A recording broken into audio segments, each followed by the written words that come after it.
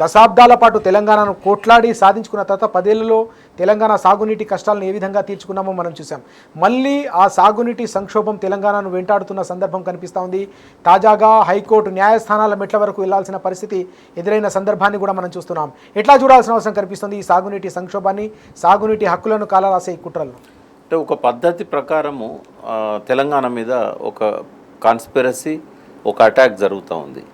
అంటే ఎవరు కూడా ఎక్స్పెక్ట్ చేయరు ఈ రాష్ట్ర ప్రజలు ఎన్నుకున్న ఒక ముఖ్యమంత్రి తెలంగాణ ప్రయోజనాలను ఫలంగా పెట్టి ఆంధ్ర ముఖ్యమంత్రితోని ప్రధానమంత్రితోని చేతులు కలిపి ఆయన నమ్ముకున్న పార్టీని, ఆయన నమ్ముకున్న ప్రజలను ఇట్లా నట్టేట మూస్తాడని చెప్పి అయితే ఎవరు ఊహించరు.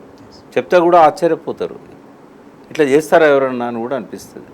బట్ ఇవాళ జరుగుతున్న పరిణామాలు సాక్ష్యాధారాలతో సహా మనం చెప్పగలుగుతాం ప్రతిదీ కూడా. ఎందుకంటే నీళ్ళ పట్ల అవగాహన లేక అనాలోచితంగా మాట్లాడుతున్నాడా అని అట్లా అనుకోవడానికి అవకాశమే లేదు. ఎందుకంటే ఆయన సాక్షాత్తు ఆదిత్యనాథ్ దాస్ గారిని తీసుకొచ్చి తన అడ్వైజర్గా పెట్టుకున్నాడు. అంటే చంద్రబాబు నాయుడు గారు పంపించారు, ఈయన పెట్టుకున్నాడు.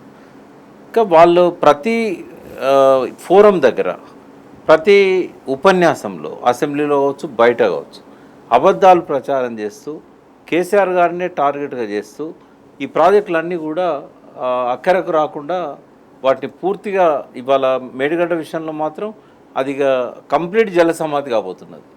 నిన్న ఎన్డబ్ల్యూడిఏ వాళ్ళ మీటింగ్ ఇక్కడ జరిగింది, జలసౌదాలో జరిగినప్పుడు సాక్షాత్తు మన Telangana IAS officer, principal secretary Rahul Bojja గారు ఇచ్చంపల్లికి నో అభ్యంతరం అని చెప్పాడు. ఇప్పుడు ఒకసారి మనం ఈ గోదావరి కావేరి అనుసంధానం గురించి మాట్లాడుకుంటే చాలా రోజుల క్రితం నుంచి అది దాదాపు 1980 నుంచే నలుగుతూ ఉంది. ఎన్డబ్ల్యూడిఏ వాళ్ళు 80 నుంచే ఈ ప్రతిపాదనలు తయారు చేస్తున్నారు. కావేరికి నీళ్ళు ఇవ్వడానికి గోదావరిని, పెన్నాను, కృష్ణాను ఇంటర్లింక్ చేయడం అనేది.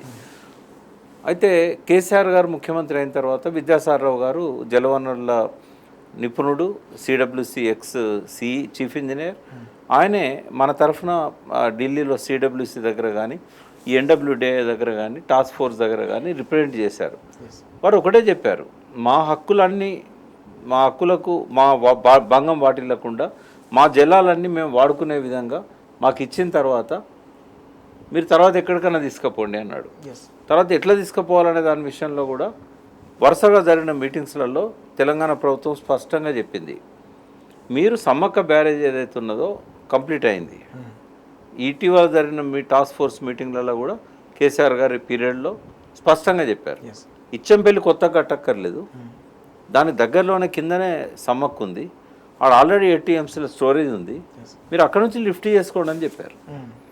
మళ్ళీ కొత్తగా ప్రాజెక్టు కట్టాల్సిన అవసరం లేదు, ఈ ఇంద్రావతి నది ఏదైతే ఉన్నదో అది ఆ ఇచ్చంపల్లిలోనే స్టోర్ చేయాల్సిన అవసరం లేదు, మేడిగడ్డ దిగువన ఉంటుంది కాబట్టి సమ్మక్క బ్యారేజ్ నెక్స్ట్ బ్యారేజ్ అవుతుంది, అక్కడ నుంచి లిఫ్ట్ చేసుకోండి, నాగార్జున సార్కి ఎవరు వద్దంటున్నారు, అందులో మాకు సగం వాటా ఇవ్వాలన్నారు. కావేరికి 148 తీసుకుపోవాలనుకున్నారు, అందులో 74 148లో మా వాటా ఇవ్వండి అంటే వాళ్ళు 44 TMCలు ఇస్తామన్నారు. సరే ఏదైనా కానీ ఇచ్చంపల్లి మాత్రం కట్టొద్దు అని చెప్పేసారు. ఇప్పుడు నిన్న మొదటిసారిగా రేవంత్ రెడ్డి ప్రభుత్వం గ్రీన్ సిగ్నల్ ఇచ్చింది ఇచ్చంపల్లికి. ఇచ్చంపల్లి కడితే ఏమవుతుందంటే మేడిగడ్డ మొత్తం ముంపులో ఉంటుంది. అంటే ఇక మేడిగడ్డ ఇప్పుడు ఇంకా అనుమానం బలపడుతూ ఉంది. నేను చాలా రోజుల నుంచి చెప్తున్నా, ఇది సహజంగా జరిగిన ప్రమాదంలా కనబడట్లేదు, ఇది బ్లాస్ట్ అని చెప్పడానికి నాకు ఓ 10-12 ఆధారాలు దొరికినాయి. ఆధారాలన్నీ కూడా నేను ఈ మధ్య నమస్తే తెలంగాణలో కూడా రాశాను. ప్రజలు కూడా నమ్ముతున్నారు, అది ఎక్స్పర్ట్స్ కూడా అంటున్నారు, మీరు చెప్పిన దాన్ని రూల్ అవుట్ చేయలేము, నిజమే కావచ్చు అని కూడా అంటున్నారు. ఎందుకంటే ఒక ఎఫ్ఐఆర్ ఇంత పెద్ద ప్రాజెక్టు మీద విధ్వంసం జరిగిందని సాక్షాత్తు దాని మీద పనిచేసే ఒక అసిస్టెంట్ ఎగ్జిక్యూటివ్ ఇంజనీరు అక్కడ ఆ రోజు స్పాట్లో ఉన్నాడు, ఆ శబ్దాలు విన్నాడు. మొదటిసారి ఆ బ్రిడ్జ్ కొంచెం కుంగింది, కింద పియర్ కుంగిందని మొట్టమొదటిసారి లోకానికి తెలిపిన వ్యక్తి పోలీస్ స్టేషన్ పోయి కంప్లైంట్ ఇచ్చాడు, విధ్వంస చర్య జరిగి ఉండొచ్చు అని. 22 నెలలు దాన్ని బయటికి తీయరు, దాని మీద ఒక్కరు స్టేట్మెంట్ తీసుకోరు. ఇది ఆటవిక రాజ్యమా, ప్రజాస్వామ్యమా? ఆ రోజు చాలామంది అంటున్నారు, ఉత్తమ్ కుమార్ రెడ్డి కూడా అన్నాడు, కేసీఆర్ గారే కదా ముఖ్యమంత్రి ఎందుకు చేయలేదంటే అక్టోబర్ 9 నాడేమో ఎలక్షన్ షెడ్యూల్ వచ్చింది, ఇదేమో అక్టోబర్ 21 జరిగింది, 11-12 రోజుల తర్వాత. ఎలక్షన్ షెడ్యూల్ వచ్చిన తర్వాత పోలీస్ యంత్రాంగం, రెవెన్యూ మొత్తం కూడా ఎన్నికల కమిషన్ ఎన్నికల కమిషన్ చేతిలో పోతుంది. దానికి కేసీఆర్ చేయాల్సింది చేసాడు. ఇప్పుడు ఇంజనీర్స్ డిపార్ట్మెంట్ కాబట్టి వాళ్ళు కంప్లైంట్ ఇచ్చారు. చేయాల్సిన బాధ్యత పోలీసులేదు. ఎన్నికలు అయినాక చేయలేదు, దాని గురించి ఎన్నికల ముందు చేయలే.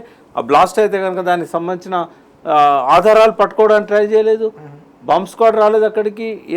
ఏం అక్కడ చాలా ఆధారాలు దొరుకుతాయి. ఒకవేళ వాళ్ళు తెల్లవారు కనుక పోయి అక్కడ పరిశీలన చేసి ఉంటే చాలా ఆధారాలు దొరికేది. వాస్తవంగా ఆ బ్లాస్ట్ జరిగిన 1920 ఏదైతే పియర్స్ ఉన్నాయో ఆ గేట్లు ఓపెన్ కాలేదు కాబట్టి చాలా ఆధారాలు దొరికేటి మనకు. తర్వాత వాటిని కట్ చేశారు. ఈ 2 సంవత్సరాలు ఆలస్యమైంది. ఇప్పుడు ఆధారాలు దొరుకుతాయో లేదో మనకు తెలియదు, కానీ ప్రయత్నించిన పాపన పోలేదు. ఎవరికి అవసరం అని చూసినప్పుడు ఎన్నికలకు ముందు ప్రచారం చేశారు. కాళేశ్వరం అనేది ఏటీఎం అయింది, కాళేశ్వరంలో 1,00,000 కోట్లు, అప్పటి వరకు 90,000 కోట్లు కూడా కాలే, 1,00,000 కోట్లు అయింది అని చెప్పారు. జనం నమ్ముతలేరు. నమ్మకపోతే నమ్మించాలి, ఎందుకంటే ఎలక్షన్ దగ్గరకు వచ్చింది కదా, నమ్మించడానికి ఈ పని చేశారు.